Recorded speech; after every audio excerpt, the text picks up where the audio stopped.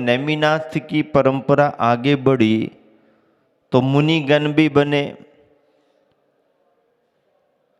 मुनियों के हाथ में पिच्छिकाएं भी रहीं, और जब ये भव्यतम पिच्छिकाएं देखते होंगे सभी जन, तो उनके मन में आदर भाव भी आता होगा। और मैं समझता हूं शायद यही कारण रहा हो कि नेमिनाथ भगवान की इतनी दिव्यता और भव्यता देखकर, उनके मोक्ष मार्ग में लगने वाले मुनियों को देखकर और उनके हाथों में रहने वाले मयूर पंख की पिच्छियों को देखकर स्वयं श्री कृष्ण के मन में भाव आता होगा, और श्री कृष्ण ये विचार करते होंगे कि देखो इस मोक्ष मार्ग को, मुनियों के मार्ग को मैं तो स्वीकार नहीं कर पा रहा हूँ, लेकिन संयम के उपकरण के रूप में इन मुनियों ने जिस मयूर पंख की पिच्छिका को धारण किया है, ना सही पिच्छिका, कम से कम पिच्छिका का एक पंख तो अपने को शिरोधारी करना ही चाहिए। और इसी श्रद्धा के कारण उन्होंने अपने मुकुट में मोर पंख को स्थान दिया है, दिया होगा, ऐसा मेरा अपना भाव है। कारण जो भी हो, मयूर पंख को स्थान तो मिला, और नारायण श्री कृष्ण के द्वारा अपने मुकुट में स्थान मिला। मोर मुकुटधारी कहा गया है, तो पंख और पिच्छिका के साथ में पिच्छीधारियों का भी महत्व शुरू से ही रहा है। बचपन में हम लोगों को भी जब भी पंख मिला करते थे, बहुत भावना से सहेज करके रखते थे। क्या भावना जुड़ती थी? मयूर पंख है, इसको विद्या कहा जाता है, और पुस्तक के अंदर यदि रखेंगे तो विद्या आएगी ही आएगी। आज भी अवधारणा ऐसी है, और अवधारणा अच्छी भी है।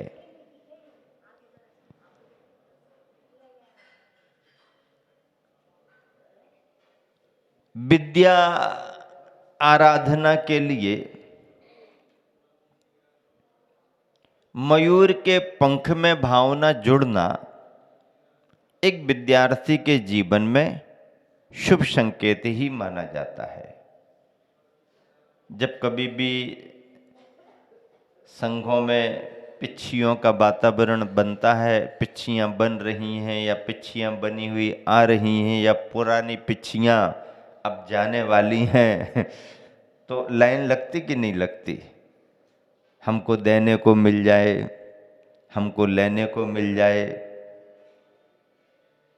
पुरानी पिच्छिका मिल जाए, नई पिच्छिका देने को मिल जाए। थोड़े समय को ही प्रतीकात्मक प्रदान करने के रूप में और पुरानी ग्रहण करके घर में रखने के रूप में भी मिल जाए, तो भी व्यक्ति बहुत आनंदित होता है, क्योंकि ये भी बड़े पुण्य योग से प्रसंग बनते हैं। चतुर्मासों में लिस्ट बनती रहती है, अपनी अपनी भावना से अपने अपने निवेदन महाराज जियों को करते रहते हैं। लिस्ट तैयार हो जाती है, फिर जहाँ जिसका नंबर लगता है, या तो नई दे दो अथवा पुरानी ले लो। ये कार्य तो आज देखने में आ रहा है, और श्रावक श्राविका इसके महत्व को समझ रहे हैं। संघ में, इस सिस्टम में चलन ये है कि बाकी सारे कार्यों में आप अर्थ को महत्व देकर के पात्र चयन में बोलियां आदि करो, चलेगा, लेकिन संयम के उपकरण पिच्छी परिवर्तन में, देने लेने में आर्थिक दृष्टि से बोली का कोई काम नहीं। गुरुवर ने इस व्यवस्था को बहुत अच्छे तरीके से सुनिश्चित कर दिया और उसका महत्व भी लोगों को मालूम हो रहा, चलन में भी आ गया। अब संघ के क्रम को देख करके अनेक संघों में भी यही क्रम चालू हो गया। अच्छी बात है, होना भी चाहिए।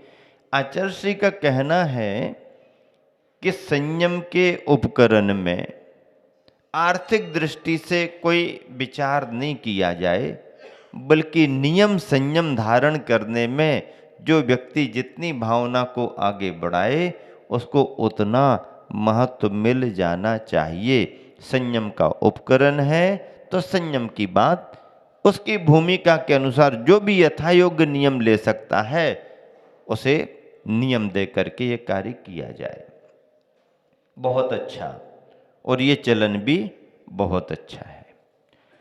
ऐसे संदर्भों को समझते हुए, हालांकि आज इस दृष्टि से भी इन पंखों पर विचार करना पड़ता है कि मयूर सहज पंखों को छोड़ता है, सहज प्राप्त पंखों का उपयोग ही मुनिजन करते हैं, लेकिन मनुष्य की प्रकृति कभी कभी बहुत लोभ को लेकर के भी हो जाती है, विवेक खो देता है, अहिंसा के इन उपकरणों में भी हिंसा जोड़ देता है और आजकल धोखा भी होने लगे हैं।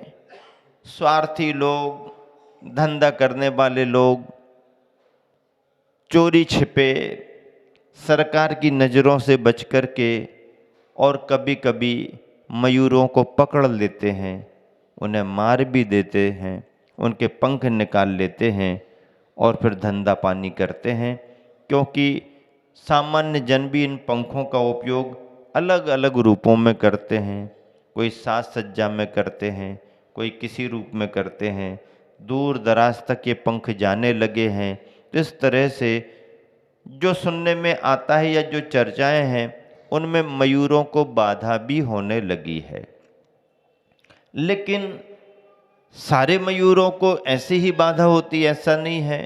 मयूर अपनी प्रकृति से छोड़ते हैं और ऐसे सहज त्यागे हुए छोड़े हुए पंख यदि मिलते हैं तो उनका उपयोग करने में कोई सैद्धांतिक बाधा नहीं है, सैद्धांतिक बाधा नहीं है, पर जानकारी रख करके ही ये काम करना आवश्यक है।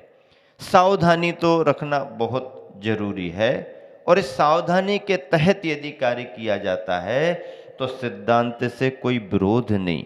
हालांकि सरकार मयूर के लिए राष्ट्रीय पक्षी के रूप में घोषित किए है, उसका संरक्षण भी है, लेकिन फिर भी सामान्य जन, ना समझ लोग, अपने अपने स्वार्थों में लगे हुए लोग कर रहे हैं या करते हैं, तो वो तो कभी भी कहीं भी किसी भी रूप में किसी भी जगह कुछ भी हो सकता है।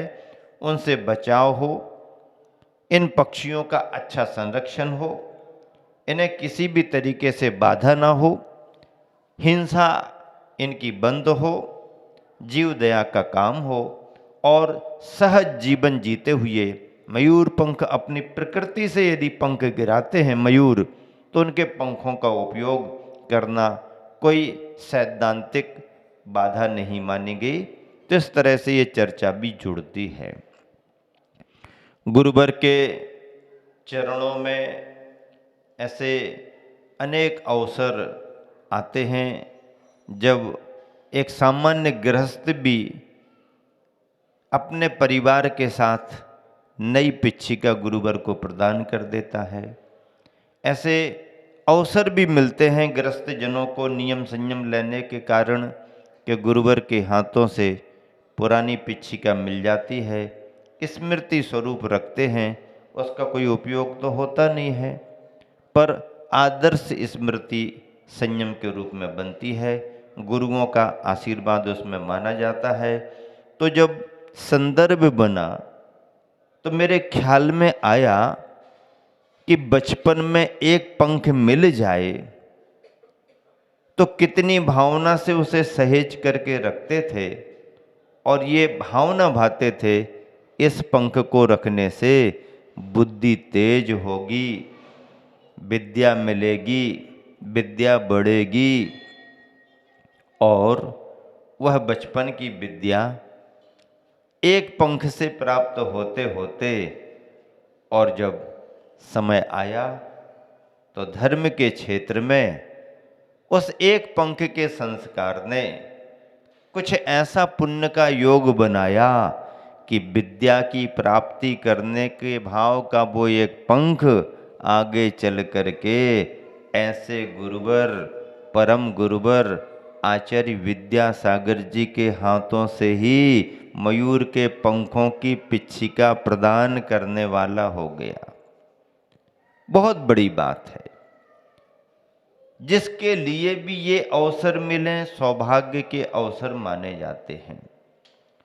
और यह संदर्भ ख्याल में आते ही मैंने गुरुवर के चरणों में रख ही दिया। इस संदर्भ को तो रखना बहुत जरूरी लगा। और भी अनेक संदर्भ बने। संदर्भ ये भी बना कि गुरुवर ने साहित्य के क्षेत्र में अनेक काव्य कविताएं लिखी हैं। मुझे एक कविता गुरुवर की लिखी हुई और याद आ गई, उस समय याद आई, जो मैंने प्रवचन में रख दी थी। गुरुवर ने एक कविता लिखी है, यह सारा का सारा संसार है केवल एक विशाल नाटक। संसार कैसा है? नाटक है कि नहीं? नाटक है कि नहीं, पहले तो ये बताओ। और नाटक ही तो है। क्यों? क्योंकि मंच तो हमेशा बना हुआ है और आने जाने वाले आ जा रहे हैं अपने अपने समय पर, अपना अपना दिखा करके जा रहे हैं। इसी को तो नाटक कहते हैं। मंच बना रहे और अपना अपना अभिनय दिखा करके कहाँ से आए पता नहीं और कहाँ चले गए पता नहीं। इसी का नाम तो नाटक है। पर्दे के पीछे तैयारी होती है, किसी को दिखता नहीं है, और पर्दा खुला, अपना अपना काम किया, फिर अंदर चले गए। संसार चार गतिमय है और चारों गतियों के जीव आना जाना कर रहे हैं। जो जितनी उम्र लेकर के जिस गति में पहुंचता है, उस गति में उतने समय तक उसका नाटक रहता है। देखने वाले देखते हैं और करने वाला करके चला जाता है। नाटक इसी का नाम तो नाटक है ना। इसका नाम है नाटक। शास्त्रों में भी यही लिखा है।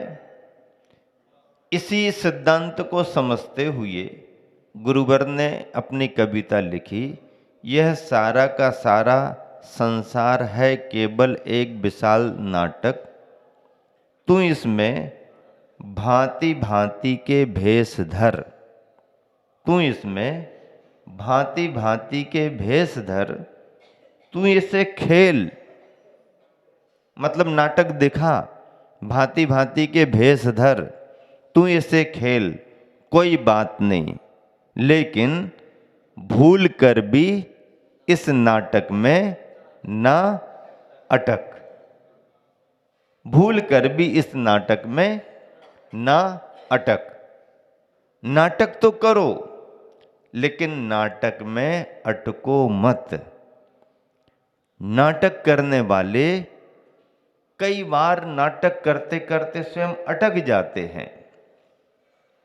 अटकना नहीं, क्योंकि अटकना हुआ नहीं कि भटकना शुरू हो गया।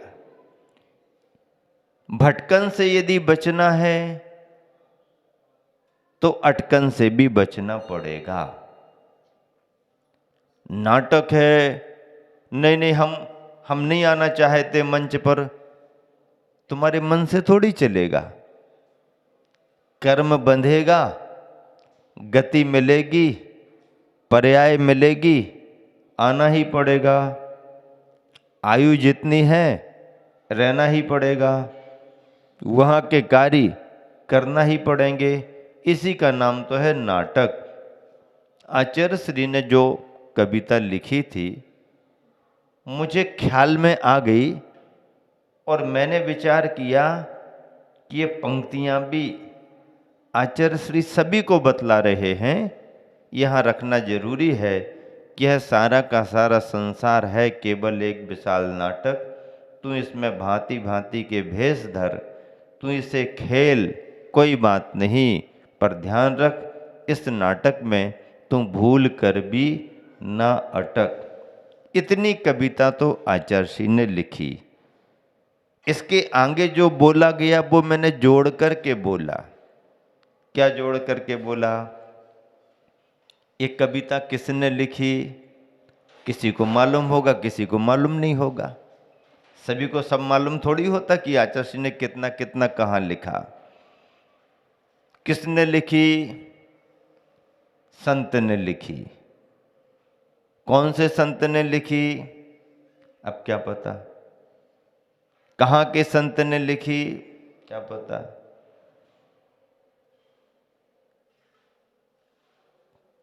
कर्नाटक। अब कर्नाटक का अर्थ क्या है? कर्नाटक का अर्थ क्या है? दूसरे प्रदेश में नहीं जमेगा, कर्नाटक में जमेगा। प्रदेश में ही कुछ लगा हुआ है। तो कर्नाटक शब्द याद आते ही अपन को ख्याल में आता है कि गुरुवर भले ही अपने प्रदेश से परे हो गए हैं, भले ही हम ऐसे गुरुवर को किसी प्रदेश से बांध नहीं सकते हैं, वो गुरुवर अपने व्यक्तित्व के कारण किसी प्रदेश से बंध भी नहीं सकते हैं। इतिहास तो बंधेगा, परिचय तो बंधेगा, पर व्यक्तित्व तो देश काल की सीमाओं से परे है। और कोई भी संत हो, कोई भी गुरु, कोई भी आचार्य, कोई भी मुनि हो, उनके परिचय के आधार पर उन्हें कुछ भी कहा जाए, पर वह तो सभी के होते हैं और सभी जगह के होते हैं। फिर भी काव्य और कविता में नए नए अर्थ निकाले जाते हैं।